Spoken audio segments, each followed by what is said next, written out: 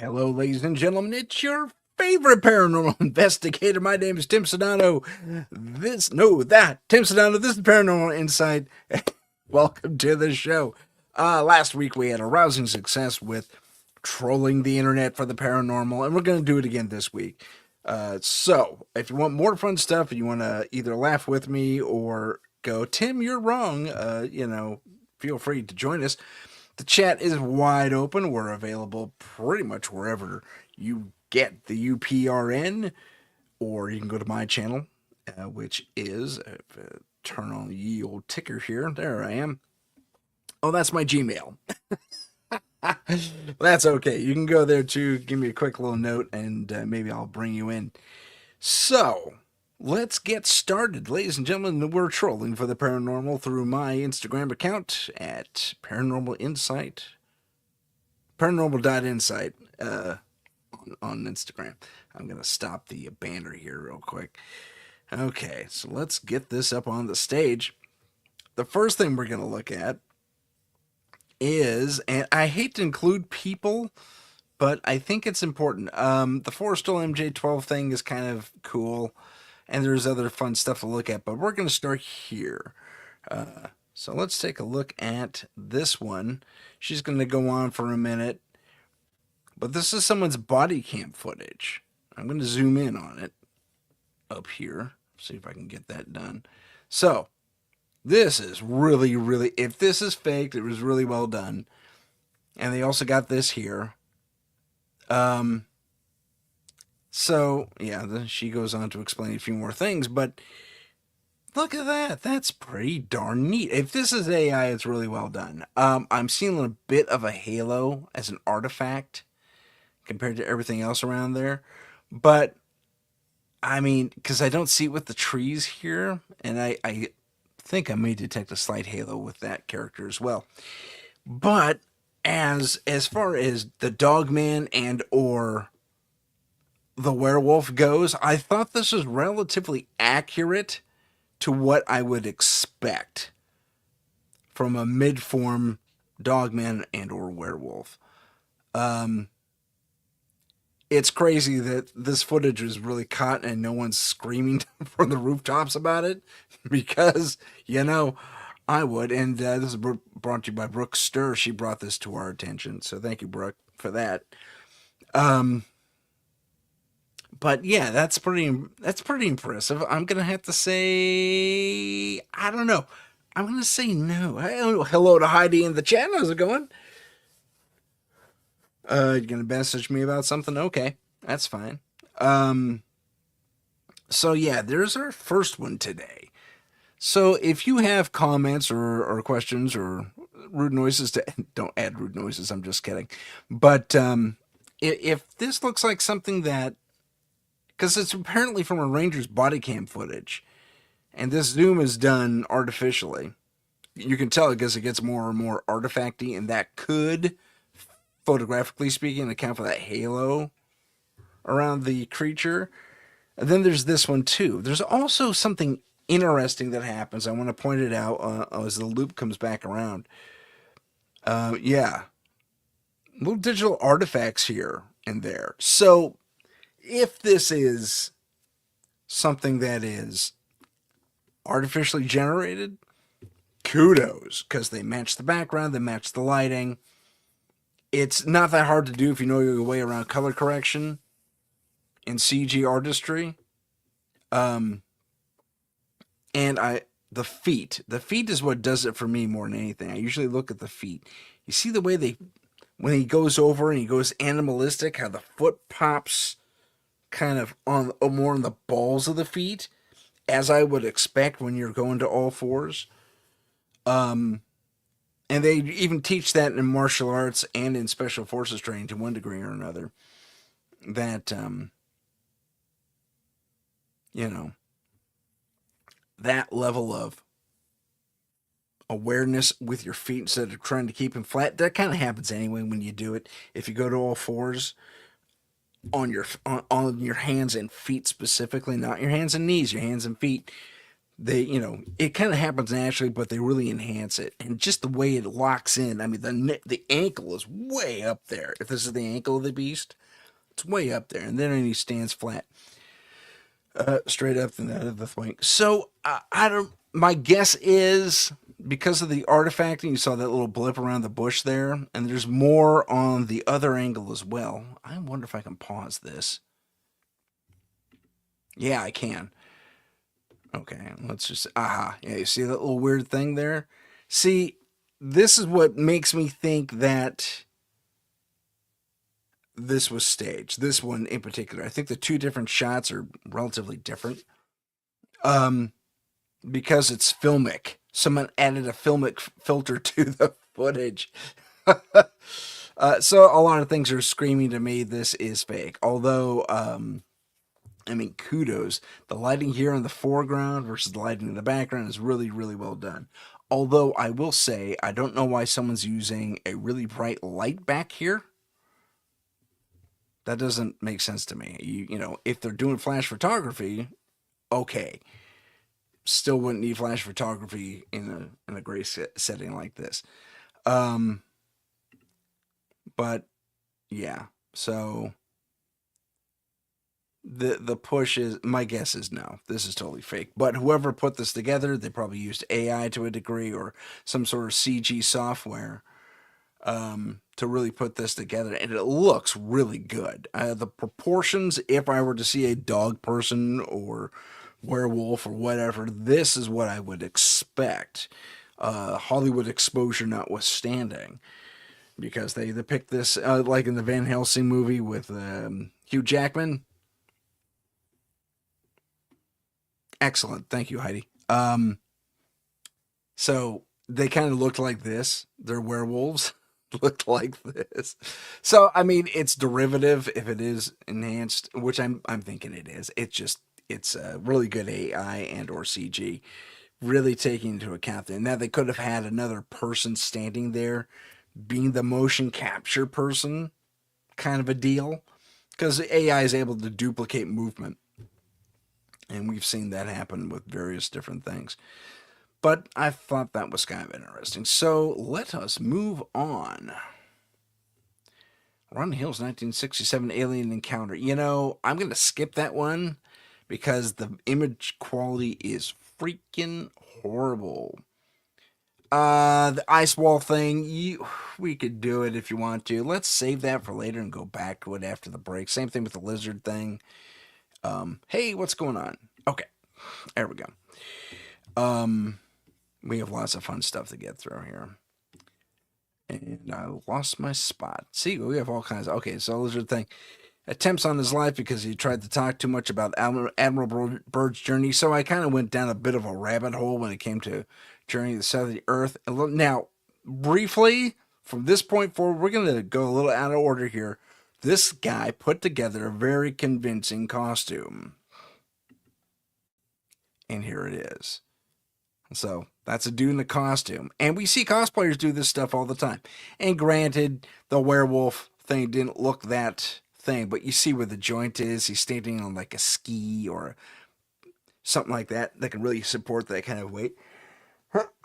And he's still hunched over in his basement or his garage, or I think it's his basement though. So, ooh, he looks so scary. So, just to say, if someone's going to do something practical that doesn't require CG, it's completely doable. And it would be frightening. And look how he's able to move. He's able to stand up real tall. It's kind of creepy. His head goes into the rafters. But, yeah. And then he's going to do a little bluff charge here at the camera. War. And yeah, I could see that happening. And so I'm thinking if we are seeing something that's a little more practical, a little more unexplained, that isn't obviously CG generated or AI generated, it's probably someone in a costume, very complex costume like this. And they're not hard to make these days. Okay, so let's drift over here to, isn't this fun? This is one of my favorites. The cloud. Now, we've all seen this happen.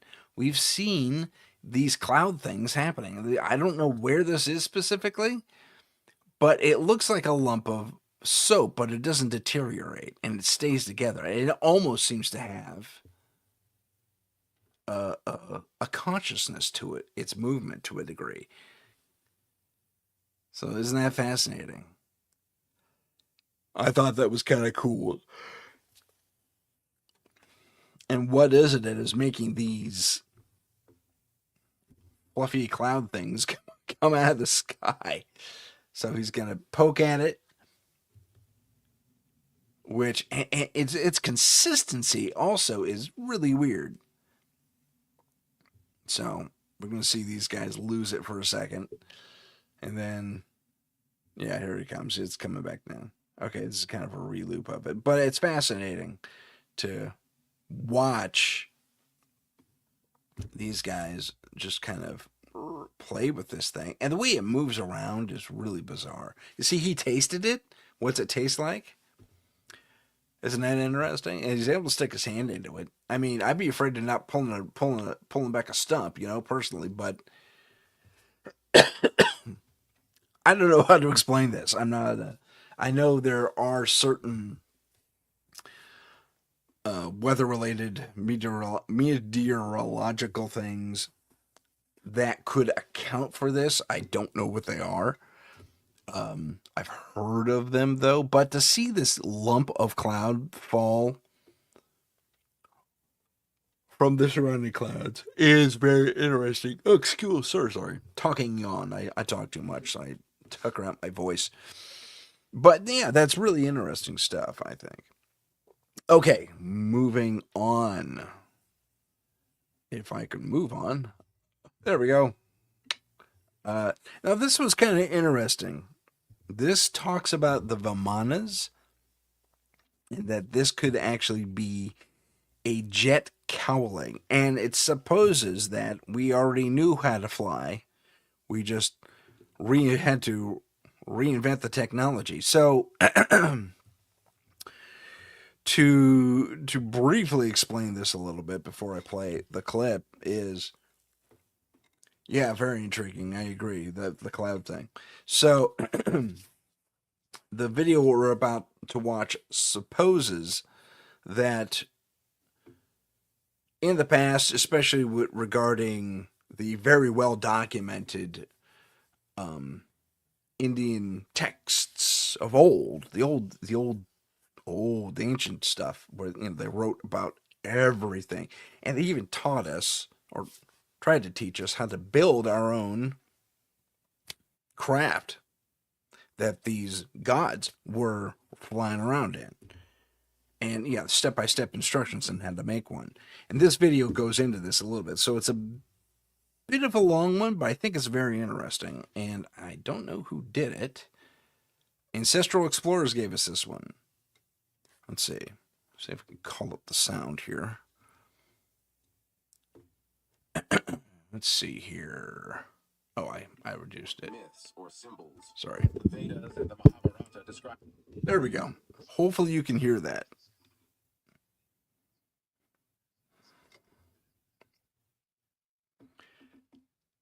I can hear it in my ear. I don't know if you can hear it though. I can go out and come back in. Heidi, can you let me know if you can hear this?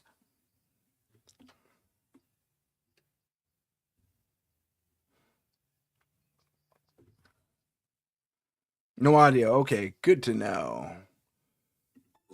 Okay, so I'm gonna go out and come back into this, everyone, because apparently you couldn't hear it. So let me dip the microphone down and we'll play it again. They lied to us. Humans didn't invent flight in 1903. We just rediscovered it. Ancient oh, you can't see it.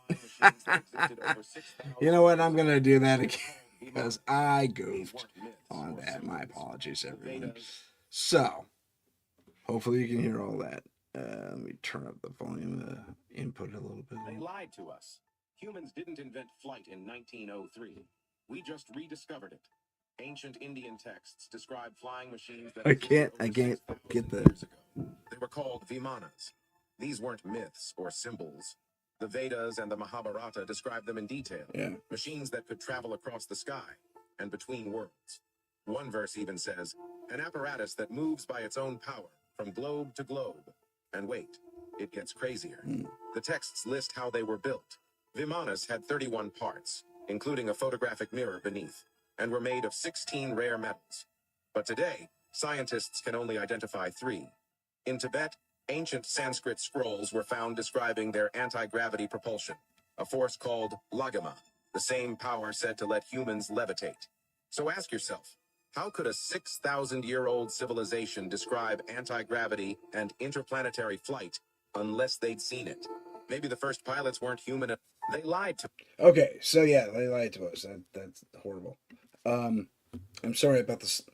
Yeah, they lied to us. I'm sorry about the sound issues, but it's fascinating to see this piece of technology here that obviously, for my money, moves. You can see the groove right there where it got corroded a little bit, but this almost looks like a jet cowling for a modern day jet engine, like on a passenger jet or something. So I found that very fascinating. Um, I hope you did too.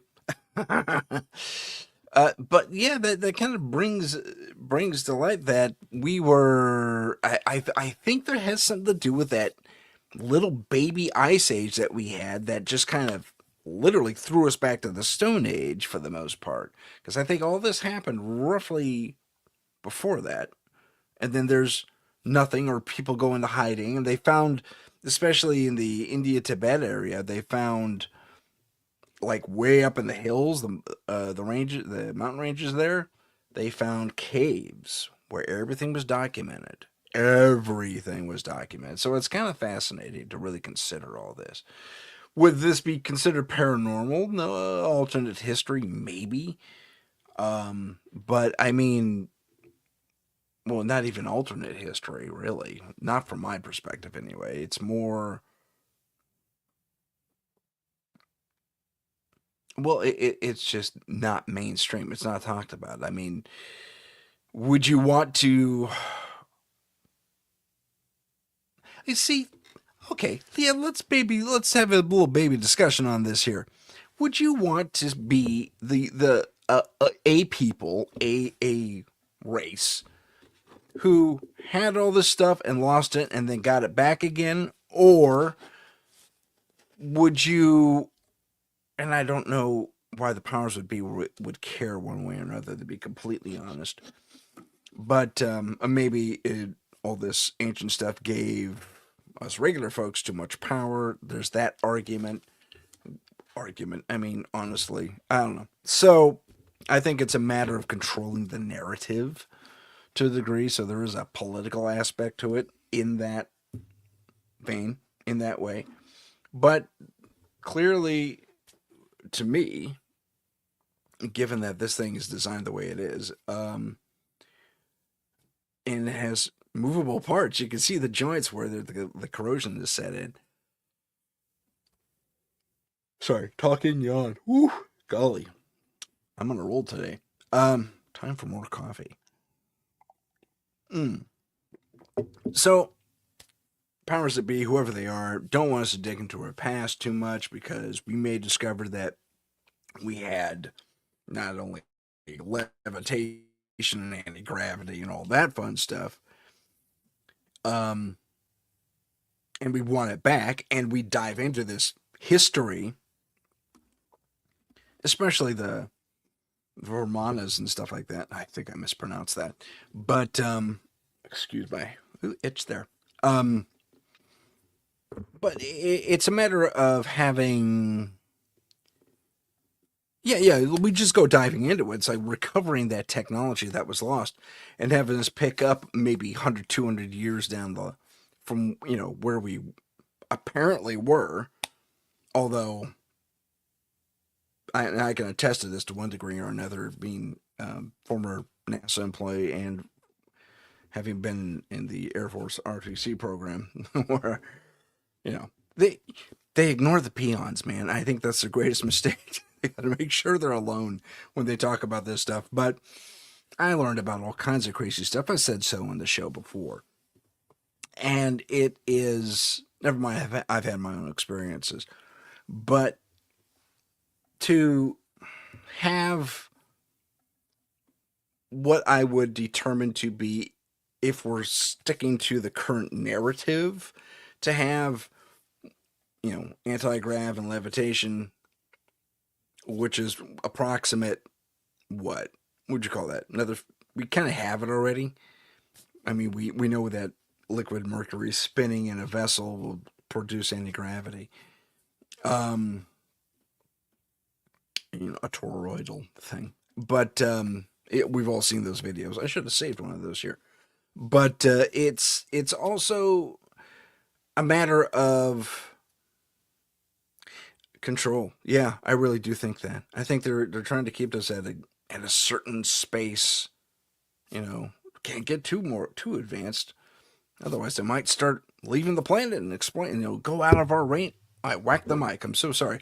Go out of our range of influence and so on and so forth. And so, yeah, you could make that argument, and I think there is something to that. What I'd like to see happen, and it's kind of happening already with a few different people, but most of them just they're millionaires or billionaires, and they got the money to really kind of pursue this stuff on their own.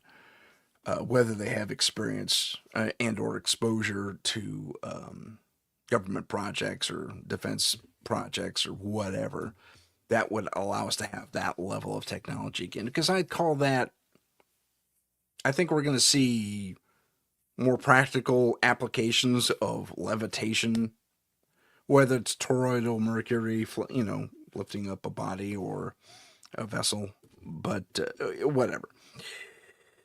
Uh, I think I put us anywhere from 50 to 100 years away from that being publicly made aware. I hope it's earlier. I'd love someone to just crack open DARPA like an egg, let all the advanced technology fall out. But I mean, that's a wish. I don't think it's going to happen. I can be hopeful, but in reality, I don't think it's going to happen. So, anywho, let's move on to something else. Let's get back into the fun stuff. We show that. Okay, I want your opinion on this. Now, this lady loses her mind because she thinks this is a UFO, but I want you to be super observant and tell me what you see. And let me see if I can turn her audio on.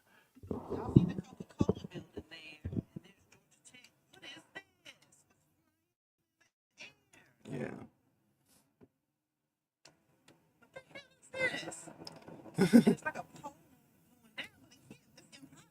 It's impossible. That cannot be anything that's that high. Or the words.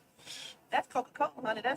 Yeah, but okay, I'm gonna pause it right there because hey, we have a light that looks very much like the other one that we just saw. No, I'll grant you, it's hard to tell what distances. She pulled over the side of the road to take a look at this, and it caught her eye enough for her to comment on it. But I think perhaps I'm going to zoom in a little bit. Perhaps we are kind of missing a couple of things here. So yeah, it does look weird and off center and off. It actually looks like it's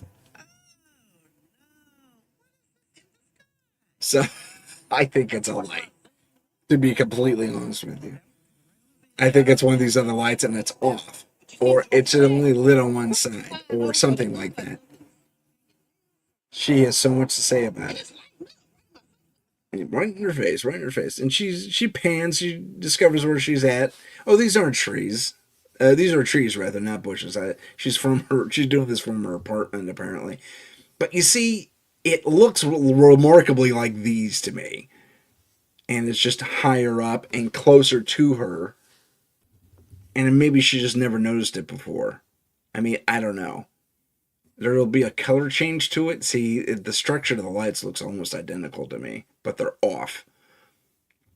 So, see, I don't know. Maybe I'm wrong. You tell me what you. It does, right? It does look like the lights. Heidi agrees with me. Thanks, Heidi. So she's gonna paint the sky now. Where'd it go? Where'd it go? Let me see if I can get her sound back. Eh, another thing's gone. Well, you also know she's not panning all the way over.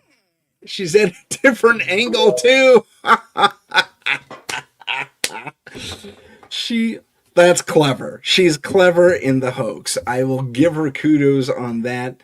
Yeah, that is not real at all. That's a light. I'm convinced now. No. She was in. Where is she? Where the Coca-Cola place is? Isn't that in Kentucky or something like? She says so. I muted her though. But this next one is a goofy-looking insect, and you just got to know where you are in the world in order to get something like this.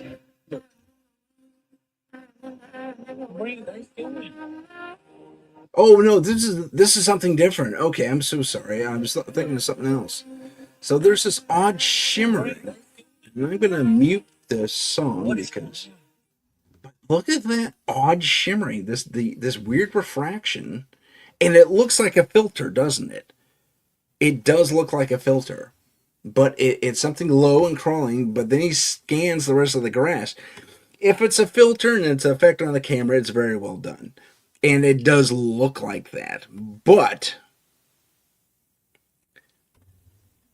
and see, that's where it gets me right there. There's a the refraction goes wonky and actually affects the entire picture there for a second. So something tells, yeah, you see right there.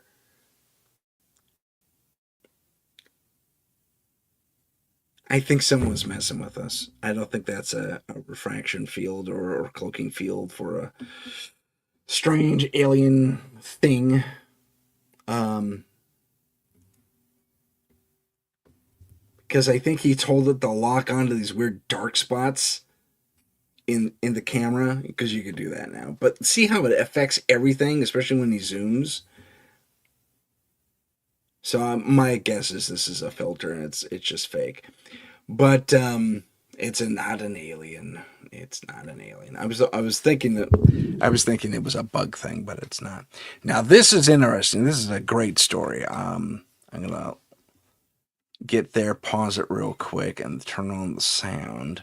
This is from a guy who had or was aware of giant encounters in the military. And man, I love these stories. I've heard these stories myself told to me by my military friends and buddies in the various services, American services, or even a couple of foreign services. But yeah, I'll just let this guy talk. And this is from All Praises brand. Thanks for showing this one. This is great. Hey, this team of guys. And instead of finding the Taliban, they were confronted with this very large hostile giant who killed them all. And so another team was dispatched to go and find this missing team. And they followed the tracks and went to the where the last transmissions were from this team. And he said that the story goes that they when they went into the cave, the giant was eating on the guys that had slaughtered, and they were able to take him down. Now, there's another story told by my colleague L.A. Marsuli where he had a whistleblower come to him about this incident, which we're not sure if it's the same incident or a different incident, where the giant speared one of these guys from the second team. Might be a separate story, but not 100% sure. And so they went into the cave, this team of guys. And instead of finding the Taliban, they were confronted with this very large. The story just repeated. But that's fascinating. And it's not the first time I've heard such stories or similar stories. I don't think it's the first time any of us have, really. I keep forgetting to bring the mic up here. Sorry. Are we having fun yet? Okay. So the the Giants of Kandahar is apparently a legit phenomena. There's been reports and nothing released, unfortunately. But wow, whistle blow on that, man. We got UAP whistleblowers. We need the Giants explored, man. There was that one video, and I think it was kind of fake, to be honest, of this dude, this thing, this creature, being, whatever it is you want to call it, must have been 20 foot, and it was dead. It was a dead Sasquatch in the middle of the forest. And these guys are examining it. And at one point they interact with it and they tap its hand in a remorseful kind of way. I don't know if this poor entity went down kind of bad, yeah, like maybe it was shot or something. I didn't see anything like it, but if it was a hoax, it was a really good one. And my guess is it is a hoax because the hand is the only thing that's interacted with, and they don't touch the fur. They just walk around it. They just walk around the perimeter of it. The only thing they touch at one point is the hand, and he does that. And that's what makes me think there is some legitimacy potentially to that. If this is acting on their part, well done, nice instincts. It's but when it comes to the Giants of Kandahar, apparently the military has drone footage, thermal, not thermal video from ground units that are picking these things up on from observation posts. Yeah, whistle blow on that, man. I want to see that footage. That would be amazing. Just amazing. Giants of Kandahar and Afghanistan and all those places? Absolutely. Yes, please. Yes, please. That would be fantastic. Okay, let's move on. We are here and we're going to go. Don't worry, I know I got to switch over. Okay. You know, that. All right, I'm going to pass on that one. And we're going to do this one. I think this is. Okay, this is another talky one, so I'll let it go. And I'll switch over. Nope. There we go. Recently, I was part of what is known as an NHE 7 debrief, directly receiving communication from a being originating outside of this planet. This NHE has been in support of the NHE is non-human entity, just for the uninitiated. Human race for a very long time and will be leaving Earth soon to make way for what is coming. All right. Bit of foreshadowing here, a bit ominous. This is from Area 52. Aliens living here, but he's like, all right, I guess it's time for me to pack up and get out of here because something else is coming. The Earth has historically been a quote unquote battleground for alien species. Good times. Over tens of thousands of years, exotic species have demonstrated magical, actually just quantum, ability to people of this planet to attain local godlike.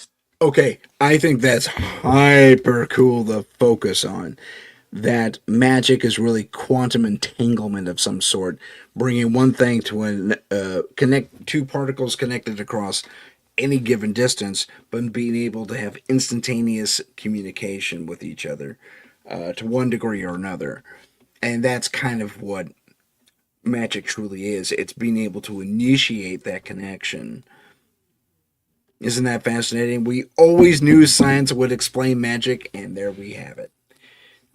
So we're gonna have to pick up. So yeah, and they're one of the first things, we were just there in India. Yeah, this is an Indian god or portrayal of one with the blue skin, and I don't remember who it is because it's not my religion, and my study of other religions is woefully lacking. Moving on. Status. Think Mahabharata. There you go. Hinduism.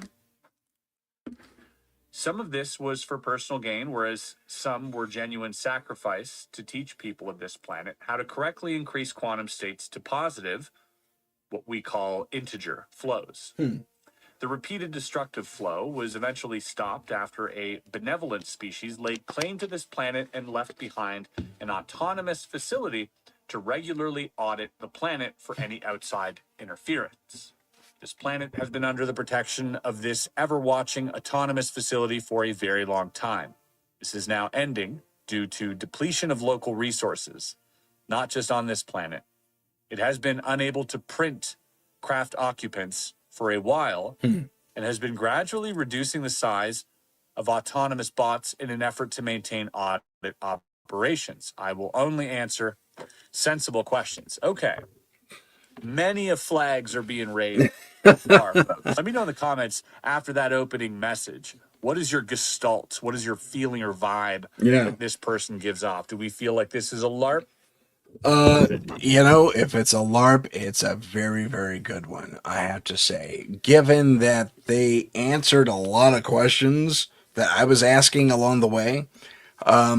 So as a debrief goes, and thank you very much to Area 52 for putting this out there for the world to enjoy.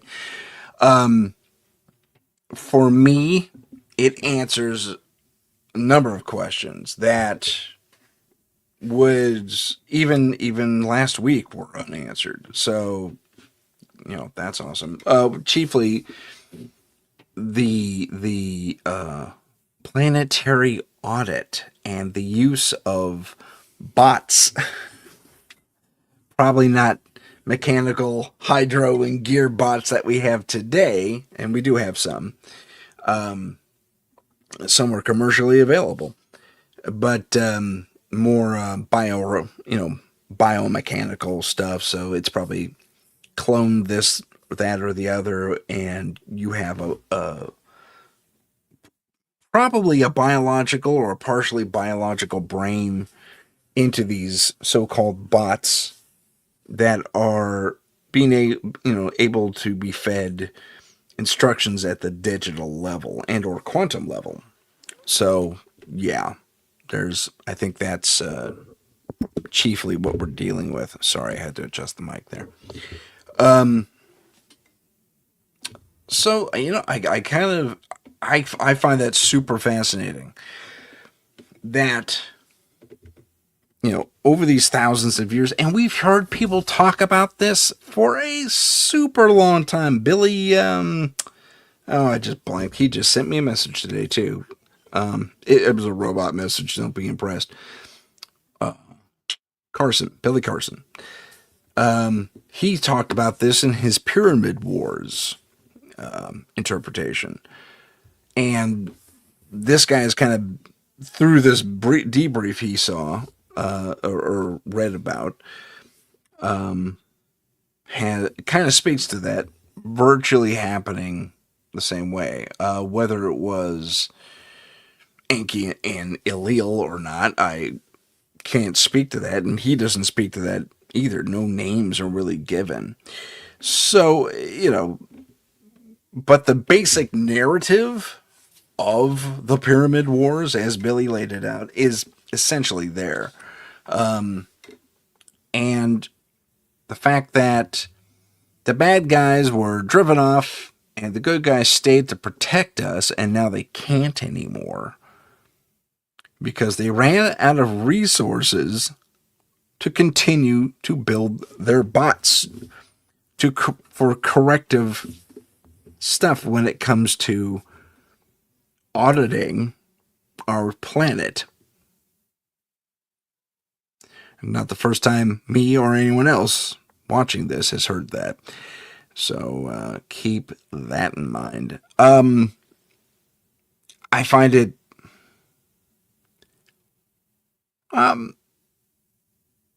telling, I guess is the word, that this debrief and all this fun stuff that Area 52 and other podcasters like him, like me, find. Oh God, I wish I had his resources. This is second and third hand knowledge over here. That's ridiculous. But this information coming out now, we're talking about 2026 being the year of the disclosure and the awakening and all that fun stuff, which is delightful in its own right. But is that what's really going to happen? Is it going to happen like that? Or is assuming we're going to take what Area 52 guy says, or the debrief he read says at face value, does that mean the whole... okay, I said it before. I mean, we're a little off topic right now, but we all remember Three Eye Atlas. I say it's a rock. I still say it's a rock, but now some have said, "Oh, we can't talk about Three Eye." Freedom of FOIA requests. Freedom of Information Act requests are suddenly being blocked. Cannot confirm or deny, and we don't have stuff to talk to you about it. That's a little suspicious. That could be an implanted false flag. Misinformation at the information level. Who knows? Honestly, I could see that happening, though. Just to have something to deflect to, especially if the was it Project Bluebeam plan still has life, although that thing's been exposed left, right, and center. Wow, the bots are on. Speaking of bots, they're all over my chat right now. Cheap viewers, come on. If they're watching, they're watching. If they're not, they're not. It's okay. Big hello to all you viewers and listeners, by the way. Love you guys. Thanks for tuning in. But you know what? We're going to have to get back into it. And for all of you listeners out there, you can jump on the live stream and join me live. Watch this live at, let me pull up ye old banner here. There it is. Oh, that's not it. Allow me to edit said banner to include the right information. That's so silly. I'm very sorry about that. That's it's ridiculous, and I can't spell. Yeah, but okay. So let's basically move on. But it's still a fascinating thing that 3i Atlas and all this other information that Area 52 guy put out there. I'm sorry, Area 52 guy, your name escapes me. I think that's Kevin something. But I didn't want to mess it up, so you're Area 52 guy for now. Okay. That looks about right.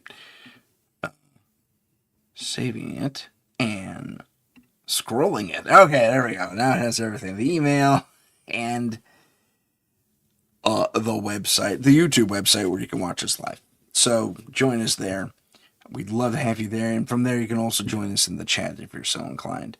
But let's move on to something a little more fun and paranormal. Okay, this is another interesting one. Excuse me. I'm going to mute it because it's kind of self-explanatory, but we have seen this already today to a degree. This is a falling cloud. So, cloud-like, kind of sitting there. It looks digital, doesn't it? I mean, if I zoom in even further on this and really get up to it, this person's going to follow it around. So it'll get a little... Isn't that crazy, though? Some of its shifting is kind of digital. Boop, bop, bop, bop. You can see some of the pixels flopping around a little bit. That is so cool. And, you know, now that it looks like a face almost, my pareidolia kicked in. Nose, mouth, eyes, brow ridge, three-quarter thing. Now the eyes just closed. It's going to turn into something else. But yeah, isn't that crazy? And it's moving closer and closer to the ground. We've seen videos, and I thought they were fake. Now, okay, this proves legitimacy. I mean, to a degree it does anyway, because most times you can't... Sorry, I'm trying to keep this thing in frame here. Most of the times you can't fake going in front of or behind lines and antennae and stuff like that, especially those finer points. So this is really, really well done. It's falling to the ground somewhere in this neighborhood, which is just amazing. But a falling cloud that was morphing and stuff like that. Oh, I'm just a lazy little cloud falling from the sky. Don't pay attention to me. All right. That's not creepy at all. Okay, so I kind of wanted to get into doppelgangers a little bit, but I thought maybe a little bit of archaeology leaning into ancient alien stuff again, and also kind of speaking to what Area 52 guy was talking about. These artifacts were dug up in somewhere. Let's see. He doesn't say where. I can read a cable on the. There's a cable somewhere. Someone saw a cable. I thought that was interesting. So, apparently these things are just sitting there.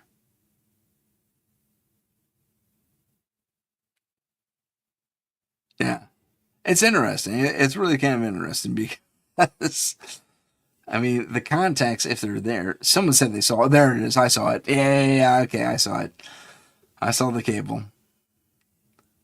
But that could be a cable of something else. Who knows? Although I didn't see it. I saw that cable again. Did you guys see the cable? So let's watch it again. There it is. I'm going to pause it. There's a cable. I don't know if it's leading to something over here, though. And I don't know what that bamboo paddle thing is for. Oh, wait a minute. Is that where the cable's going? No, it isn't. Is it? No. That's the shadow. So there's a cable flowing back here somewhere. But apparently this guy... So, I don't know. This is 50-50. I saw him digging all this stuff up. That could have been faked. Honestly, I don't know. I'm so 50-50 on this. Let me know what you guys think, but apparently these are ancient artifacts that have stored energy in them. These little doodads have baubles in them that glow. I'm trying to see where that cable might go. I also want to point out that I don't see it on the sitting figure here, a cable. But I do see one flowing over here somewhere. So I'd be curious to know where all that comes from. I'll say this: if this is fake, they went through a lot of trouble to make this happen, putting the corroded contacts on these things so the power would flow to these lighted objects, these crystalline objects. So I don't know. I think this guy, called it on the cable being there, and you could see it right there. But I don't know. Someone went through a lot of trouble to fake this, if it is faked. That's all I'm saying about that. Levitation guy. Oh, criminy Tim, did you goof? I think you goofed. Okay. Going back here and talk about the freaking... There she is. Okay. Again, we'll get into her in a little bit. Bobby Millie Broadband looks like Elizabeth Perkins. No. The nose is wrong. The eyes are wrong. So I think that's complete crap, and we're moving on. So this is the levitation guy.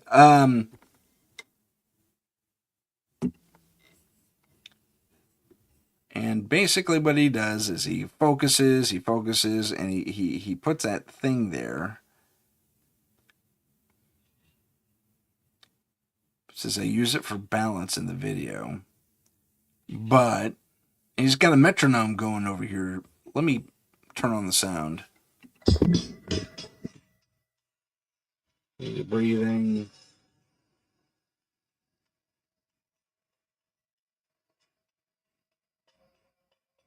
I'm looking for alternate shadows here. Breathing. Мои вибрации сейчас настолько сильны, что я могу остановить часы, я могу остановить метроном, абсолютно все. Metronome stopped.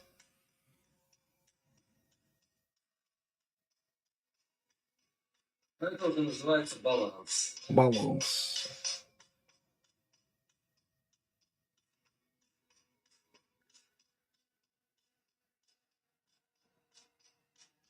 Imagine if you had to fly around like that, though. Sitting in the cross-legged position. That would get old quick. You know what? I'm going to let you call the ball on that one. Is this real or not? And it passes. Yeah, he passes the wand or his pole, but his balance stick there under himself to prove nothing's there. But that doesn't prove nothing's back here. The video's not the best either. Oh, see, he passes over his head. I missed that before. But it's still fascinating, and we've seen televised now. It's been documented. Buddhist monks can do this just by focus and a little bit of breathing. The breathing's what got me. So I'm 50-50 on this one. I want to believe, but I didn't witness it myself. I hate to be that skeptic, but who knows? Okay, we're moving on. This is a guy demonstrating psychic ability. Who's to say he's not coached by this lady? Her arm never leaves her side. Let's watch it temporarily. Okay. It's coming in like hot, like the sun. I'm getting like galactic stars. It's a star, it's yellow. Bingo. There we go. So this one's always hard because I get this confused. So what I'm seeing in my mind, once again, you can see I'm completely shut. What I'm getting in my mind is right angles. So right angles to me mean that it's either a square, it could be the star, or it's a plus. This one's coming in hard right angles. I'm going to say it's a plus. Bingo. There you go. It's hot, it's love, it's passion, it's bubbles. It's a red circle. All right. Ready? There you go, Ryan. It's coming in like hot, like the sun. I'm getting like galactic stars. It's a star, it's yellow. Bingo. Okay. There you go. So this one's always hard. All right, because so I get we're this repeating confused. stuff now. What I'm seeing in my mind, once again, you can see I'm completely shut. Okay. So the Soul Explorers, I've heard of these guys actually. And this is a test across the internet, which I find interesting.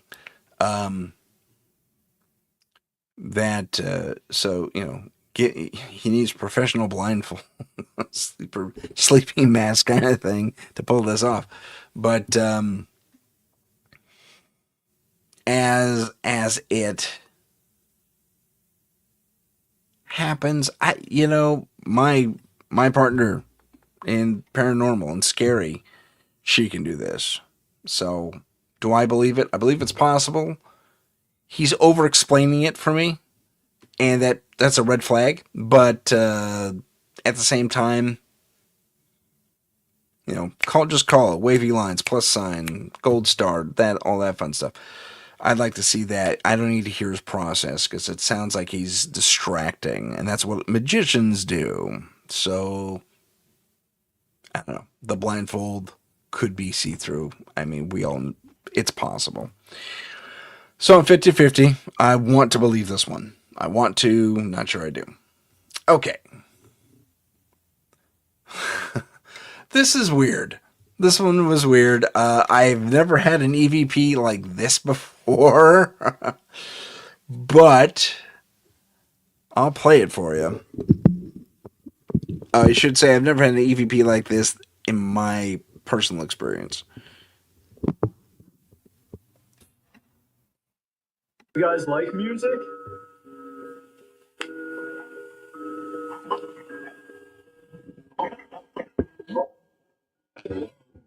I love music. That's completely possible. We've had weird stuff happen on our thing, so I tend to believe this one, or I should say, I want to believe this one. But yeah, especially when two apps say the same thing, that is remarkable. That's a weird artifact happening behind me. Let's see if I can clean that up. Oh, it's a mic. Yep, that's my microphone, kids. Sorry about that. Okay, Heidi, this one is for you.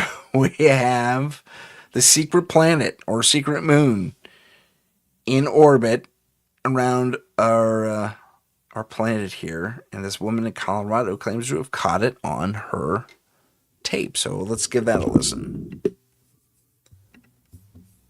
This is the planetary-like object at Wolf Creek Pass in Colorado on the FAA weather cams.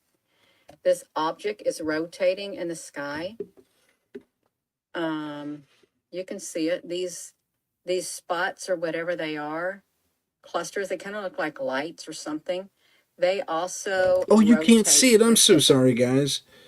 It's in the sky. Otherwise, it would not be being picked up. There we go.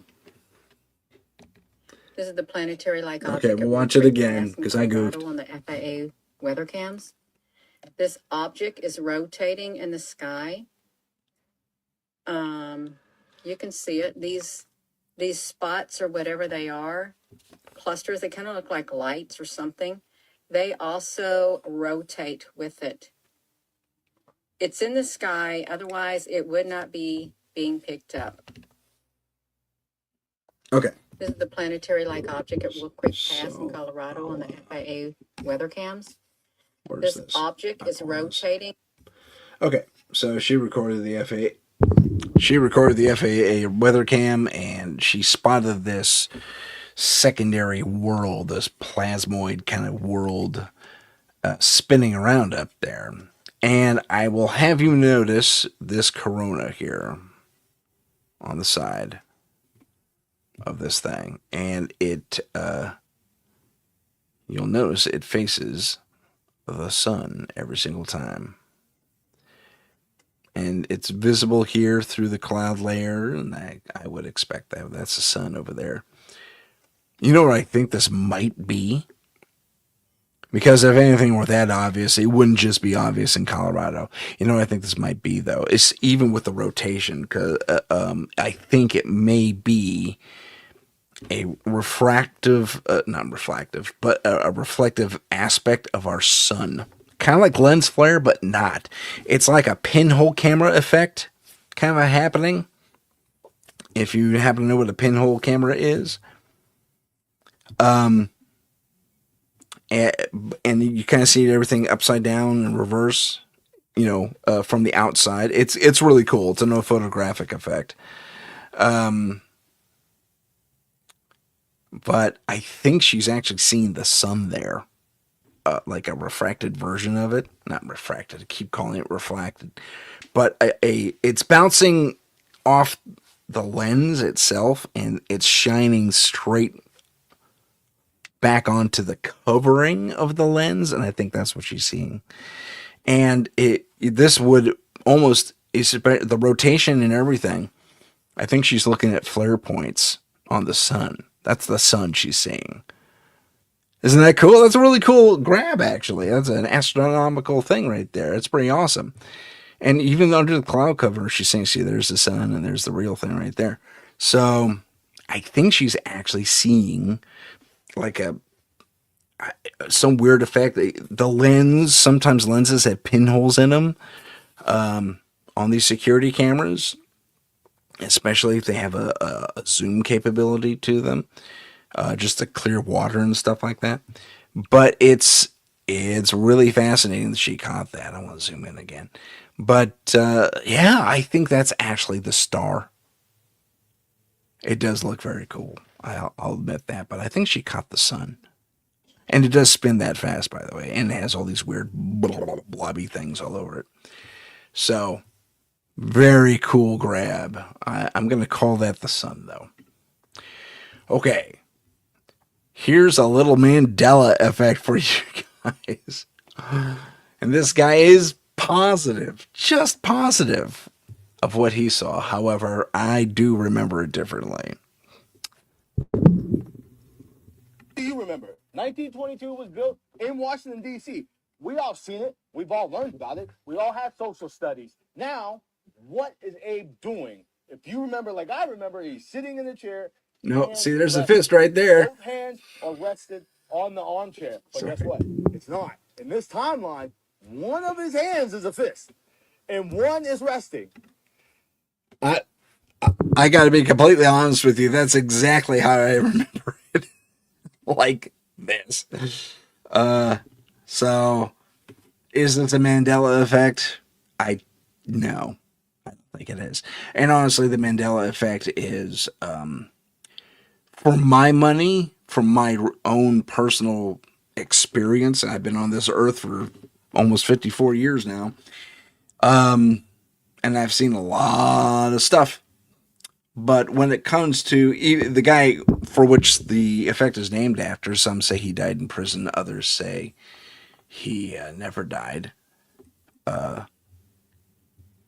No, he was on a hunger strike, and someone put the rumor out that he died in prison, and the news actually ran with it. Oh, we have a correction. Like a day and a half later, this is true, or something like along those lines. And they said, no, he survived, and he's being force fed intravenously now because he passed out. They were afraid he was going to die. And yada yada yada. So he didn't die, or they may have had to resuscitate him too. So maybe he technically died, but that's Mandela. But I remember this, the fist on the armchair and the two hands. Other depictions who recreated this image, the statue in Hollywood films, have done both hands. Sorry, my mic's in the way. Have done both. My mic's still in the way. Have done both hands on the chair equally, but no, in reality, it's the fist. So something tells me he's remembering a Planet of the Apes episode from the 70s. And they did change that. And they put his hands like that, but replaced his head with an ape head. So that's always fun. I'm going to have to call BS on this particular Mandela thing. Okay. For my money, if it's a cloud or a UFO trying to hide as a cloud, yeah, get fluffier. Learn lesson from the falling clouds. Because this is a little obvious. I'm not going to play the sound on it though, because it's just ridiculous. But let me zoom in. This is from Beyond the Radar. Thank you, Beyond the Radar. But see, okay, I'm going to pause it. Let's see if she goes back in for a sec. So, okay. Never mind, she's staring right at the sun back here. So it's a little blown out. I will say it's weird to have that kind of a formation without a peak or something kind of making that formation happen. And if it is a UFO trying to cloak itself, it kind of messed up. Who's going to report this? We look like a cloud. Well, from a certain perspective, yeah. Now, there are disk-like clouds that form in the meteorology. Wow. I can't talk, apparently. I just forgot to use the language. I want to go back to our sun thing real quick, just because what Heidi said. I didn't see this before, Heidi, but she swears up and down that in 2020, the sun looked considerably bigger. You will also potentially remember that in 2019, apparently, when CERN fired up, I think, that was one of the first time shifts, so who knows, right? But I don't give that any real credence, personally, but I know there's been interesting things happening there. But, yeah. UFO or cloud, you be the judge. For me, it's I've seen the phenomenon logged before, and it has been reported in the past as a UFO invasion, and it really wasn't. They were just clouds, and they dissipated over a while. And there's a certain, like, phenomena that has to happen in order to make that happen, but it's not that uncommon. Uncommon enough, but it's still pretty cool. Okay, I forget what this is. Oh, yes.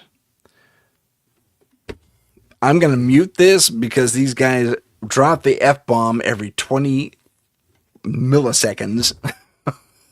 But it's an interesting thing. They find this bizarre flare coming out of the clouds, and it's just here. There's nothing above it. There's nothing below it. There's just this weird plasmic thing, these drippy little cloud things here. And she confesses on the video. Again, I'm not going to... Oh, I'm so sorry. I'm not going to play the audio because it gets a little cussy. But it's a fascinating thing. I mean, it looks like some weird sort of fallout happening.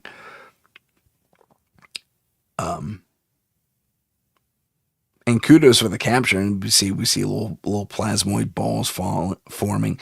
So I don't know what to make of this. This could be some UFO activity. It certainly is. That's exactly what it is. Actually, it's UFO or UAP activity. And there's a street light over there. So yeah, that's bizarre. Something was happening. Something was happening. Alrighty, let's get over to me real quick. Hello again.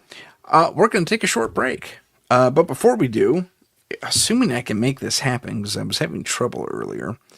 Let's see here. I'll tell you what, let's just do the things, and I'll bring this up in the background later. I'll stop that screen. Oh, I stopped it all.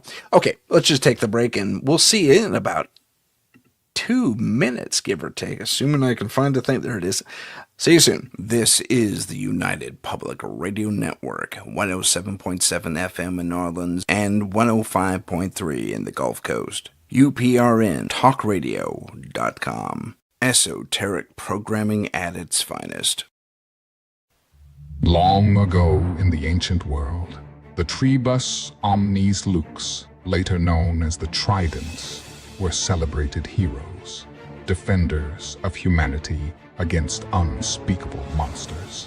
Today, they continue that sacred duty in secret, hunting the dark evils that lurk just beyond the shadows. They are the Trident of Light.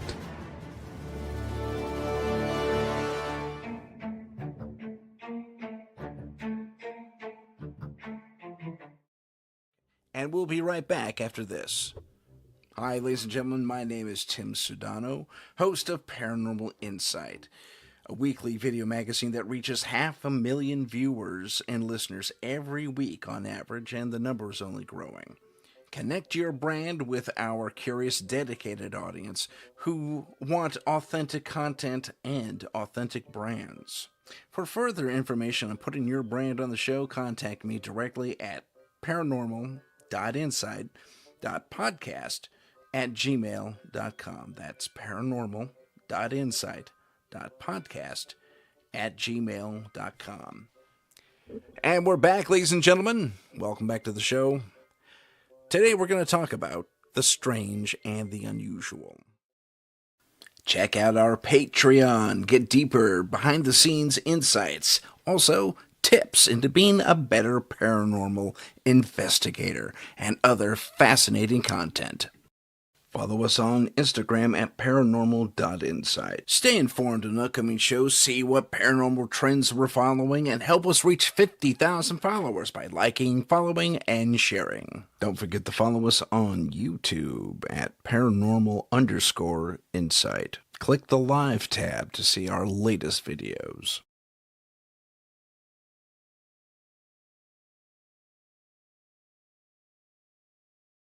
Oh, there I am. How's about that? That thing just lags sometimes, and my apologies for that. Also wanted to let everyone know about the new film festival out there. It's called I can promise I'll share it here. Here you go. It's called the Indie Innovators Film Festival. Let me zoom in on that ever so slightly. Oh, I can't do that because it's in the wrong window. Okay. The festival itself opens on May 30th and 31st, and they are accepting all genres in the short and feature category, including documentaries, including animation, and including student films. So, if you want to have your film, if you want to submit your film, please do. There are no guarantees, of course, as to whether or not your film was selected. You do have competition out there. But it is going to be a lot of fun. I'm running this particular film festival. So get out there, get your film sent in. The early bird deadline ends today. But if you're a student, I'll keep the early bird prices open just for you. And you may have to make an inquiry of me through the I2F2 website, which is right there. Let me see if I can zoom in on that a little bit. There we go. So that's the. So you can go to Fest Home, or you can go to scruffytux.com, which is my production company since I'm hosting the show, and check us out there. I'm also going to leave the QR code up there for a few minutes, and I'm going to rotate it up ever so slightly. There we go. And then I'm going to zoom out. Okay, I'll just leave it there so you can take a picture. Then we'll come over here. I'm going to show you some important dates. We launched on January 29th. But let me tell you about the awards. Awards for Best Picture throughout the whole thing. Even if you don't get an award in your genre, you can still get an award as a Best Picture. Best Male and Female Actor, Best Director, and then we have the genre awards, which is Best Drama, Comedy, Sci-Fi, Horror, and Documentary. And who knows, you could, with the exception of you could have a docudrama, I don't know. But you could do a run. That happened to a friend of mine. He won a French film festival, like all of them, like all the categories. He won. Good time. Is a good story. Yeah, it's always nice. But we like drama, comedy, sci-fi, horror, and of course documentaries and experimental and all kinds of fun stuff. So join us at the Indie Innovators Film Festival on festhome.com. You can find us there, or if you want to register directly, you can go to scruffytux.com/I2F2. And badges will go on sale probably mid-April if you want to just attend and support us that way. Thank you very much for your attention on that. I will close this, and here we go back into trolling the paranormal. That's not it. Is that it? Sure, that's it. Okay. So, back at it. This guy talks about uncontacted tribes. I'm going to not do that one, but I will do this one. This is on the along the lines of don't whistle at night and don't answer the door when you know that the person who is supposed to be there is not there, or whoever this entity says they are. It's kind of creepy. This is creepy. This is a good one. Okay, this guy pops in.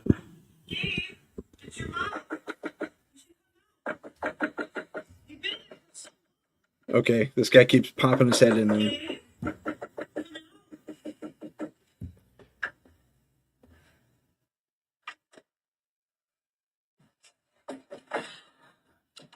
Pops the door. Oh, that's creepy. Okay, he's still keep. That's the guy who runs this. I wish I could find the original video.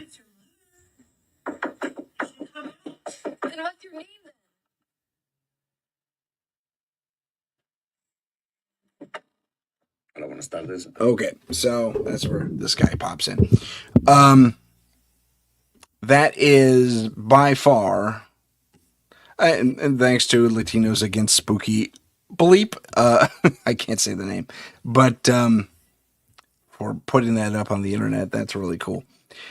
The reality of that being possible, yeah, it could be a great little horror flick. I mean, it's a good opening. I might actually steal that, but that'd be really cool. Oh, geez, my mind is spinning on that idea right now. I gotta write that down. But does that happen in the paranormal for real? Absolutely it does. And especially in the more rural areas, this appeared to be something of an urban setting. But as he opened the door, I do believe no one was there at the very end. And then when a Stardust guy came in, I don't know, I think his name's Luis, but don't quote me on that. This next one's from a popular show, a show I usually don't follow, but they had an SLS camera on hand, and they caught this dude there, this entity lying across the thing. I just wanted to share that. Okay, they bleep, that's good. There's something happening. Bro is laying down next to him.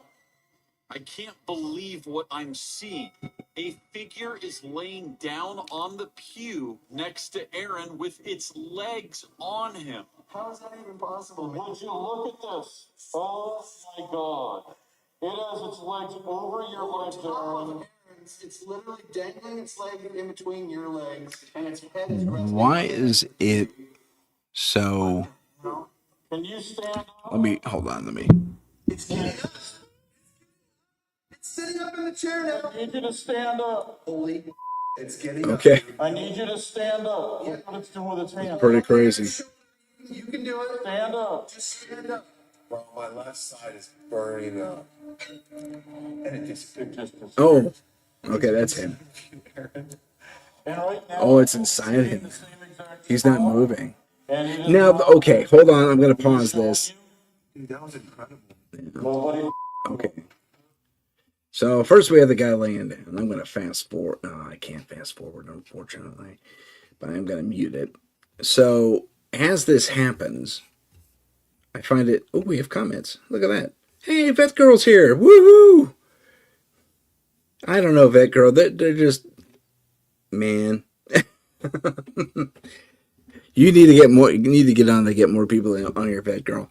Spread the word. Do like Heidi does. You don't have to. I'm just teasing. And I'm so happy to have you here. But look at the. So the SLS camera does this. It is actually designed to. Sorry. It is actually designed to interact with the human form. It'll do this goofball LiDAR thing and identify the human form. And then you could use it to interact with games. I think, oh, I forget now. One video game system or another used this. I think they still do, like the Wii or something. And then someone said, "Well, if it can identify human forms, how can it identify, I guess, human forms that aren't there as far as, tangibly?" And apparently it can. We've seen this happen before. There's a couple of famous videos regarding SLS cameras and their ability to capture entities, big and small. We had an experience, my team had an experience where we caught an entity about that big. I'm not even close to kidding you. Maybe about the size of my head. That big, sitting and watching us and peekabooing in and out of a fireplace. That was interesting. Could have been something like a gnome or something. We don't know. But something Fae related. But then this thing, it's later on when this thing stands up. I single quote that. And sits in this guy's body that for me, it's designed to see a body. Although it isn't seeing his body, which is interesting. That for me, just, I don't know, kind of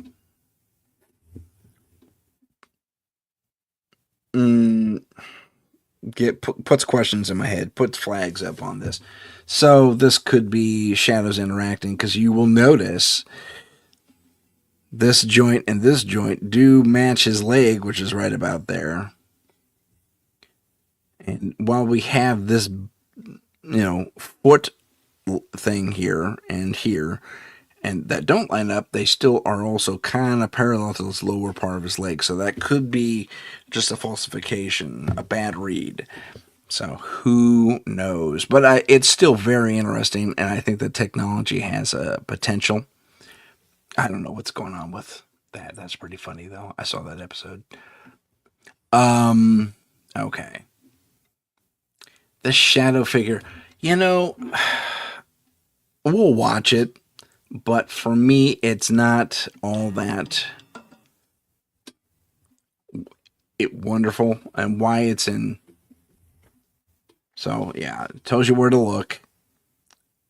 Okay. That could be someone upstairs. Let's be completely honest. No one's supposed to be home. And there's this girl just sitting there. And these guys. Okay. Yeah, and that's an advertisement. Okay, great. But, okay. So, yeah, okay, that's a close up of it, but that's definitely someone walking. See, that's easy. That I think they just found someone walking around upstairs. Whether they say, so no one else was there but us. We were all downstairs. That's easy to fake. And so I had to, while they may be completely right that it did happen, no, I can't give it that level of legitimacy, just because it's too easy. The form that was captured is too human looking, and it looks like it could have been falsified just to get a click. Who knows? I'm not saying that's what happened. I'm just saying there's too many questions to, like, if they had another camera up there at the same time and we see the shadow going across the wall and the other perspective from downstairs, then I'd lock in on it. Maybe they only got one camera that for some reason is in full spectrum. I don't know why, but that's their prerogative. But yeah, so let's take a look at some UFO activity. So someone has a really good phone, and they're going to zoom all the way into the moon here, and then I want you to keep an eye on that dot as they zoom in. It's really cool. And then we see that happen. So we can see that, gosh, a really good phone. Must be one of those new Samsungs. But this thing launches something. Now, that could be us. That could be China. They were on the far side of the moon at one point. This thing actually disappears over the horizon. So that could be what that is. Someone captured the Chinese lander. That's done. I think we have a couple landers up there, too, to be honest, besides the stuff that we had up there in the 60s, or have up there in the 60s. So I think that's very possibly, and actually kind of looks like it, the Chinese moon landing. That's pretty cool, though. But nothing paranormal, not to my eyes. Okay, this one is messed up. Fair warning, you're going to hear a bunch of demonic screaming. It's completely illegible. I don't think anything bad is happening. I mean, it sounds like, I take that back. It sounds like something very bad is happening, but it's just a bunch of screaming. I don't detect any language. I don't know. So I think it's okay. But this guy gets a voicemail. He gets two of them, actually. They are horrific. Just coming out of the blue as they're investigating this place. And this is brought to us. David found this one. And I guess Mr. Nightmare brought it to our attention. Video, though, the man's phone doesn't even ring. He just gets two straight to voicemail notifications. No phone number or any contact details attached to the voicemail.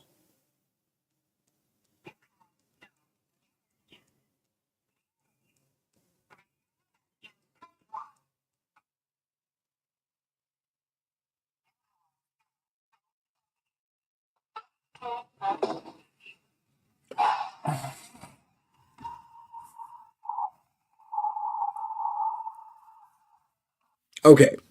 Now, I will say, freaky as that sounds, it's entirely possible that that could have been set up. And it's entirely possible that that was manufactured. Because you can do things like just dial into people's voicemail on your cell phones. It's totally doable. Leave a return message kind of a deal. So, yeah, you could bypass the ringing and they just suddenly showed up. And you can do that with your computer as well. Oh, sorry. Bit of an itchy nose there. So, while I'm not looking to cast aspersions on this team at all, and having heard of other investigators I do trust, not that I distrust these guys, but at the same time, I don't know them. Having had something similar happen, In fact, I think it's there's another example of what that's closer to what I've heard. These guys get like these demonic kind of roars. Sorry, that's my imitation of it. And it's not that hard to do. You just breathe in and engage. Oh my God, your vocal cords. And I cough like a moron afterwards, but you know, and there you have it. So let's continue.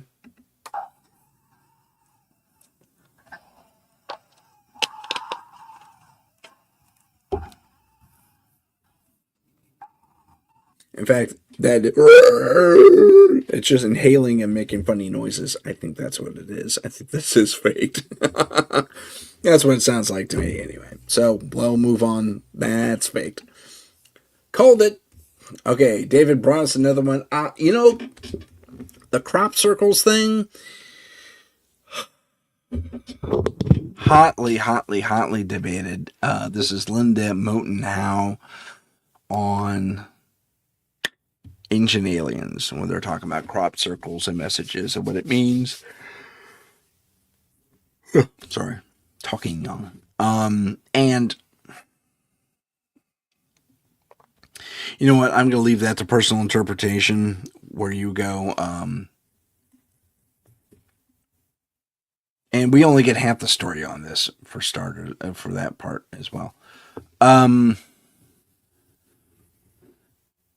This guy goes on for a long minute, and I don't want to subject my audience to him. So oh gosh, so many. It's so easy to get out of this stuff. Okay, find the guy. There he is. There's a couple of these that have, like this dude with the creepy stuff. I think he gets a little. But I want you to watch the hands. See those two shiny bits down there? Onto his side? Yeah. Here and here. Keep an eye on that. And then he starts, oh. And even that doesn't get the nope. So, red eyes staring back at you. And he says, oh, I got an itchy. Yeah, look what I got here. I think that's a dude in a mask with lights on his head. Because the camera person is super extra calm. Personally, that's a jump back thing. You know, my my personal survival instinct says, nope, giving this thing some distance, although I would also hit it with a huge amount of light. I wish I could brighten this up. If this is a costume, it's I don't know, those look like very plasticky, shiny hands to me in a costume. So who knows? Yeah. So my first blush at that is kind of costume, because that would warrant a bit of a freak out factor on my personal. I cannot make this thing work. There we go. So, big thanks to Earth Phantoms for that one. That was good. Yes, I love Linda Moten Howe too, although Joe Montaldo has informed me on her being less than authentic in some of her reportings, although I do find her very credible. Yeah, this is a lesson on driving through the Appalachian Mountains and running for good reason. Let's get the mic closer to the thing here. I think there's swearing, so yeah, there is. Oh no, we're out of here, and they're even saying it on the screen. But so, or that weird little baby cry, fake baby cry thing, that's creepy. Entirely possible. We've heard and witnessed such things before on this channel and on others. This one's fun. I think this is a trick of the light and the video camera, because it was to you borrow a different term, for lack of a better term, rather, the cat. Well, you'll see the cat ghosts. So there's the kitty. And it's going to lick itself. And they say, this is a spirit cat. I've been feeding it. But suddenly it disappears. Well, the spirit cat has fleas, apparently. Lots of licking. And then, zoop. Okay. And then it disappears right there. I wish I could rewind that, but I can't. So it'll loop, and we'll have to let it loop. I'll zoom out ever so slightly. Okay. So here's the kitty again. I'll keep it right here. It cleans itself. Scratches itself. Licks itself again. And then watch it go across the street. Okay. Now, it's entirely possible, given the amount of blur on this thing, that thing probably took off super quick, and the timing of the frame rate couldn't keep up with it. I don't think it literally disappeared. I think it shot across the street. Or hung a quick right and went after something in the gutter. I don't think the cat disappeared on him at all. And the resolution of this is so, and you can even see it. Yeah, you see that it trailed a little bit over here. So it just ran faster than what the camera could pick up on. That's what it was. Sorry, not a spirit cat. Very sorry. I know that everyone wanted that to be a ghost. Okay. This is an example of something creepy coming out of the corn, and how easy it is to fake and or mimic. I'm so sorry. Oh my goodness. Talking on. Fake or mimic scary stuff. Okay, that's clearly someone in a costume. Rah, rah, rah, rah. See, the dog won't attack. The dog knows this person. The dog knows that person. Okay. So that's either a person in the costume or an AI overlay. Moving on. Wow, I'm just knocking them down a little too quick here. Now this one purports that a strange creature lurks on the bridge, and I don't know where this is, but it was kind of freaky. But in reality, if you look at it a couple of times, it isn't. So this guy drives up on a motorcycle here. And I'm going to zoom in a little bit. You see this guy up here? Yeah. Watch. He freaks out. He says, oh no, what is that? What is that? I don't know what that is. It's a dude. It's not a creature. Okay, I'll stay zoomed in on the bridge this time. He's already sitting there. There's just some crazy dude. Look, he gets afraid once he starts crossing the bridge, so he goes to all fours like you do, right? That's a guy. He's wearing jeans and a shiny jacket. Not a ghost. Ding, knocking that one down. This one reportedly shows a rake, really low quality. I'm very sorry about the low quality. But there's a boar or something? Stocky animal, whatever it is. And then there's this gray thing over here. Let me zoom in a little bit. And it's like a water buffalo or something, this thing. Or steer. I can't tell. So grainy. This gray thing stalking it, and it's so blurry. It's so blurry. Oh, look at what we caught. It's a gray thing stalking someone. Yeah, could be. Strange pale creature. Well, maybe. Beastly Pumpkin, thanks for that. Okay, this one is fun. Oh, Tim. Ah! Pardon my frustration and yelling in your ear. Okay, this one's fun. This is a photo. I want you to look I'll zoom in on it a little bit. Bunch of young people having a little picnic. I guess there's an older person there to supervise them. But mostly it's teenagers. So I think it's a high school class or something like that. Okay. My guess is that the summer or spring evening, based on how everyone's dressed. Lots of shorts. I'm going to hit the second button here. Okay, no, we're not. Okay, this is an overexposed version of the same photo, and you will see a face here, and you will see a face here.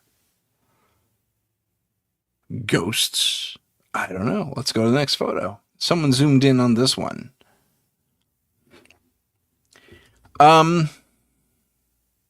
Okay. I'm going to go back to the other one real quick because they didn't even talk about this one. They talked about this guy. Maybe they didn't notice. I don't know. But for me, this is possible spirit photography, although you are doing this at night under a limitedly lit. Wow, Tim, I think I'm making up words here. Oh my goodness. Okay, so here's the thing. You're in a weird gazebo. I think it's very easy. These guys look like they're right up against the edge of this where the light is actually catching them. These guys back here. So let me zoom in on that a little bit. So these guys back here. And it's very easy to say, oh, someone was standing behind these two guys in that weird little space right there, but they're outside the shot. There was no illumination there. And to be honest, it doesn't look like a flash was used. Looks like this was a natural light thing. Maybe it wasn't a prolonged take, definitely a digital camera. So I'm thinking that's what it was. Someone just snapped the picture. But then let's go to the other one. This face does look a little downcast, like the light was hitting them super weird. They're illuminated from the top a little bit. And if their light is blocked by these dudes here, I can see that happening. And then the light here kind of also reflects the fact that this individual is standing on this side of the larger light source, but outside and in the back, possibly being blocked. So, for my money, oh gosh, there's another face right there, I think. Oh, there's a few faces in here. This could be spirit photography, but at the same time, I don't know. It could be people just standing too far outside the frame for the camera to catch. Who knows, realistically. I'd like to go back to that wider shot, this shot here. I want to look at the ground. So my guess is this is someone's backyard. I got a barbecue pit here, a picnic table, nice silverware and such. This is a gazebo. See, I'm thinking more and more people are just standing outside of the frame. All these tall people are casting shadows the right way. In fact, I want you to look at this guy right here. Let me punch in on that. Look at this guy. He's in the back. And he is not fully... He's enough in the light, but look at the way it's hitting him. See that shadow right there? So the light's pretty much casting downish. Sorry, my analysis is a little annoying, I know. But,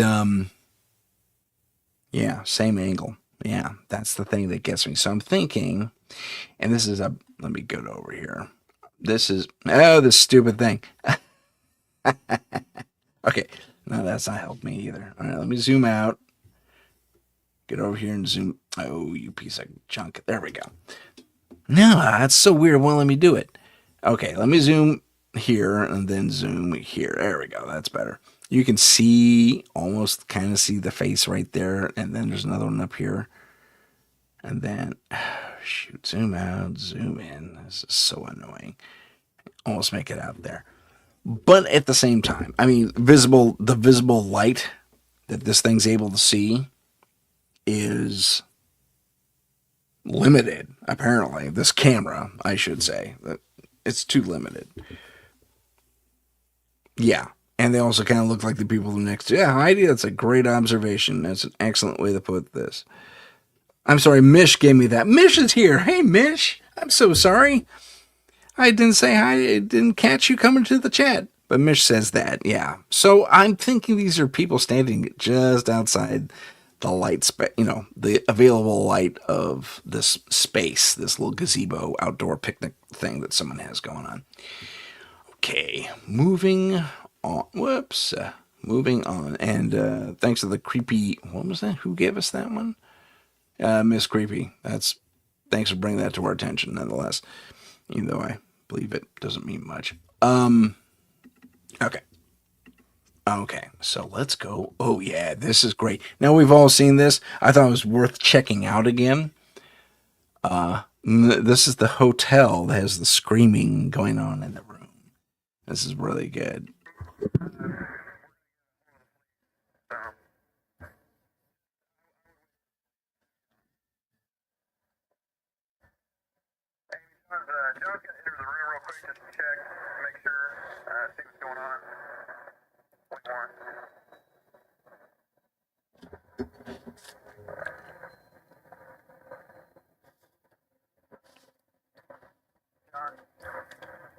Okay, real quick, I want everyone to look right here. Now, it could be an artifact of this crappy camera. However, there seems to be some shadow play there. I never caught that before until now. And, yeah. So keep an eye on this. Let me know if you think that's just video artifacts, because this thing is full of them, I'm not going to lie. Or if you think this is shadow stuff. And we may play this once or twice. See the lights blinking?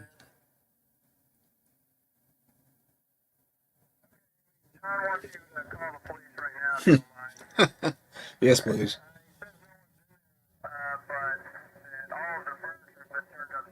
Oh, I wish they showed that.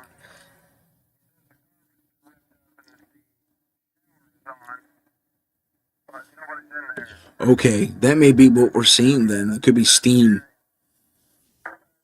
Okay, back to it. Okay, so he's up here in the corner. There we go. We hear the screaming. That's insane. Let's watch for that figure that walks out as soon as he walks in. Oh, yes. There he. Oh, wow. Good catch, Heidi. I forgot about that part of it. There's this white part. You can kind of see it right here. That walks right out. Ooh. Oh, good grab. Man. Oh, again, that's Mish. Mish, I keep giving Heidi all the credit.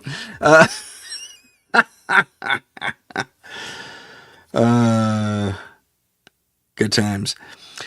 So Mish, good catch, good capture. Anyway, so yeah, legit, absolutely. In my book, yes, absolutely, absolutely. It's. I wish I had a larger budget because I would want to go and visit these things and investigate them on my own. Heidi isn't wearing the cool hat. You are correct. You're the best.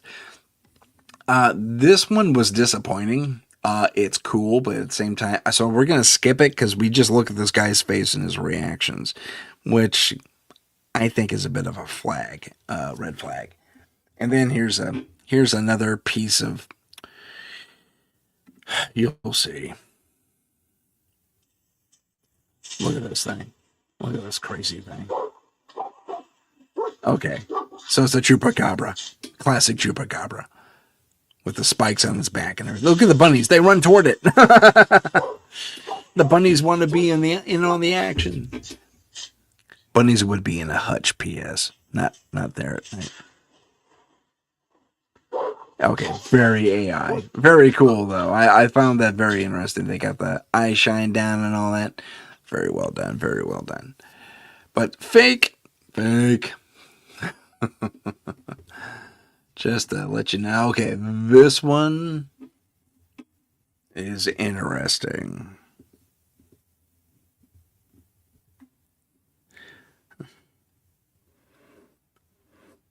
Oh no.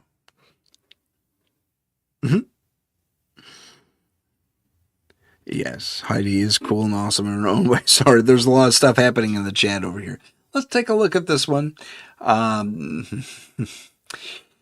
It has some elements in it. Some are a little suspicious, others you go, well, explain that away. Let's take a look at that.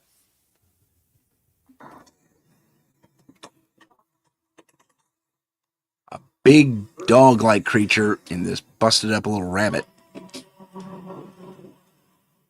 There's a gimpy guy, and what comes after him?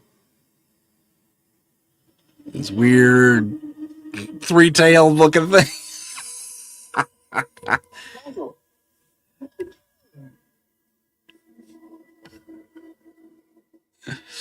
Yeah. It's good times. So his dog's looking at something, and it takes forever for him to go around the corner. And this creepy music's there, golly, and there's something staring back at him. Okay, now this is cool. It's the same creature we saw from Topside. As I look at this, it's a crappy video for starters. Very artifacty, but the shadow play works. It's working well. Here it is again. It's making funny grunty noises that somehow the camera caught. Maybe it's at the right frequency. Who knows? But I just find it fascinating that someone's really trying to sell us on this creature. Kudos too, because the lighting's right. We have a light source somewhere, here-ish, where my cursor is, but like here-ish off screen. And it's shining down, and there's light back here somewhere, and it's hitting the right spots on the body. So my guess is AI is lending its, hand to this. And it's just such crappy footage. I think the legs morph a little bit too. So I don't know. That was, yeah. For my money, I'm gonna say no. Scary, absolutely. Great imagination, and it's not like we haven't seen these creatures described, or had these creatures described to us. This could be an insectoid that we've heard and read about. The three tails throws me off, but my guess is probably fake. Really well done. Three different angles on this thing. Really well done. But I'm gonna say faked, and I don't know why an alien creature, intelligent or otherwise, would be strolling. Just boom, chicky, boom, Pepe Le Pew style, hello. Wouldn't that be funny if you had a French accent? But I will, yeah, very creepy. I agree.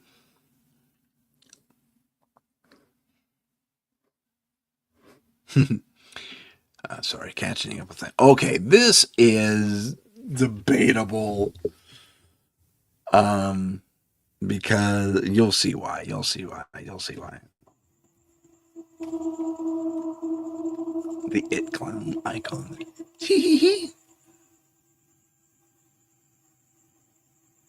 I'm telling you right now. Yeah, okay.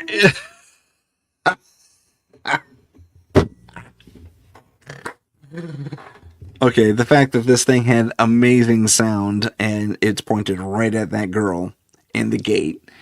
Yeah, that was faked big time. The giggle afterward and the puff of smoke that followed, and it's an easy effect to make someone look like they're walking through a wall. I'll have to shoot a demo of that. But easily faked. I think quite faked there. Okay. This one is cool. It's a little long, but it's cool. And I think we have another example of something happening very much like it. Yeah, we do. So I may skip ahead. Oh, shoot, I lost it. There it is. So, all right, watch this. Inside a factory when he noticed something very strange. Somewhere inside this factory, a welder is working alone, but there's something about him that doesn't seem right. The security guard takes a closer look at the footage and immediately starts to feel uneasy. After watching this incident on the camera feed, he quickly calls over the welder to look at this video and explain what was happening in this clip. But just like the night guard, the welder was left completely baffled. He had no idea as to what was captured. Now, this video took place during the night shift, which makes this incident twice as creepy. Nobody else had been working at this factory except the welder. But according to him, another welder who had the day off had come by to visit him. They had talked for just a bit before the night guard called over the welder to look at this footage. But after watching the video, the welder was left speechless. This is what was caught. Watch this. This is pretty great. This is screen glare because someone's recording a screen.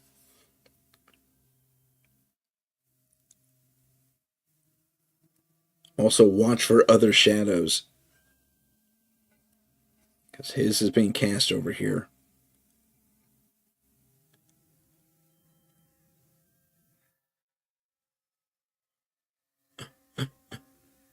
Oh, yeah.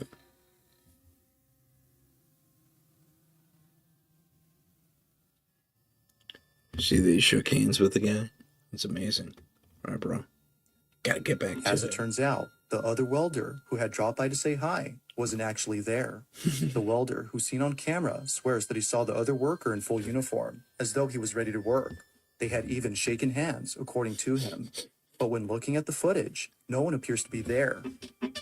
Although pretty strange, this incident gets a whole lot stranger after hearing what happened to the worker who apparently had the day off. To their shock, the factory had received news that this worker had passed away in his own home. His cause of death remains unknown, but knowing that he died on the same day this occurrence took place has left the welder feeling spooked. Could it be that the spirit of the welder's friend had paid him a visit during his shift? Or could this whole incident be explained by something else? Some really good PCP or LSD. No, I'm kidding. I tend to believe this one.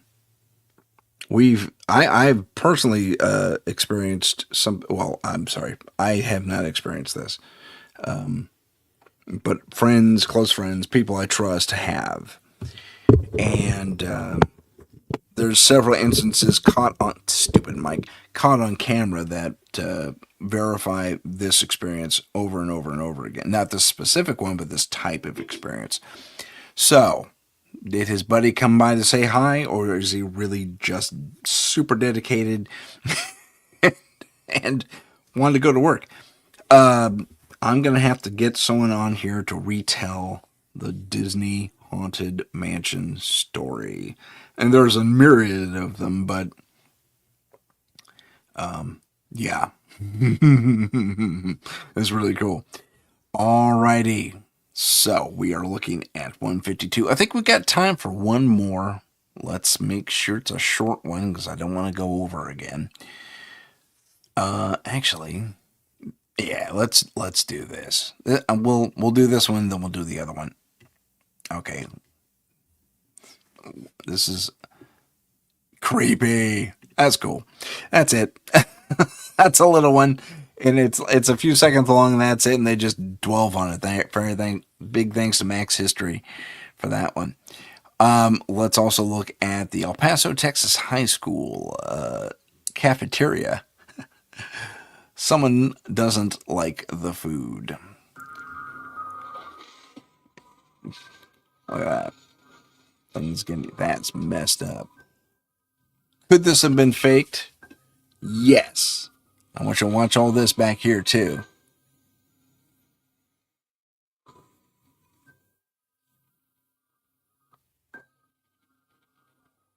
That looks like steam to me back here.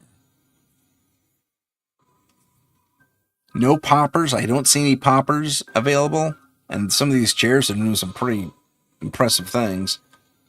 Yeah. So. What I don't get is the steam. Why is the food just sitting there in an empty thing at night? Who knows? We have time for one more. Let me know your thoughts on that one. Do I think it's real? I would tend to believe it is, although some of the stuff happening in the background here leaves me a little bit, leaves me asking questions. The drone that caught a ghost. Actually, we're going to verify that welder's experience right now. I'm not going to let this narrate, but the door opens, right? And the lady goes over to the opening door, opens the other door, and gives him a little bow. She's interacting with someone. Sure, I can get that for you. That one? Sure. Really great product. I think that it'll do you pretty good, and it's this much. And you want to get more? You want to get 2 of them? Okay. You sure about that? Good stuff. Good stuff. Okay, just one? Oh, you want something different? Okay, got it. This is by Paranormal. Thank you for that. And then we also have this thing here. She's talking to a customer. She's full on thinks she's talking to a customer right now. And then the others come over and they think she's weird because they saw her interacting and then she passes out. What happened? Crazy, creepy stuff. And it's like, there's no one there. And then, yeah, because apparently this woman vanishes right in front of her when the others come up. Dude, that is super, super creepy. And that, ladies and gentlemen, is pretty much all the time we have. Actually, we have 5 more minutes. But it's stuff like this that kind of backs up the welder's experience as well. I had one more to show you, but we can dive into another one in a little bit. So big thanks for watching, tuning in, and I got a couple of smiles and a thumbs up on there. Thanks for that, guys. I appreciate it. So I guess the shop owner, did she have a psychotic experience? But the door's open, man. And she interacted with whoever was there. Okay. And then the welder guy shook the dude's hand. Okay, so these are either phenomenal actors, and this is all a horror story set up, or they experienced the paranormal and, beg your pardon. That was kind of rude. My apologies. Thank you. Yeah, gratitude to you too, is Heidi. I love bringing you guys this stuff. We may do a number 3, depending on how next week goes. It's getting a little old, but there is some more fun stuff. These guys here, for instance, you can't see it, but there's guys who see La Llorona, and there's a shadow person that creeps around, and another guard having a full-on conversation with someone. Oh, wow. It's just chock full of stuff, and there's a couple things we skipped, so we can go back there, too.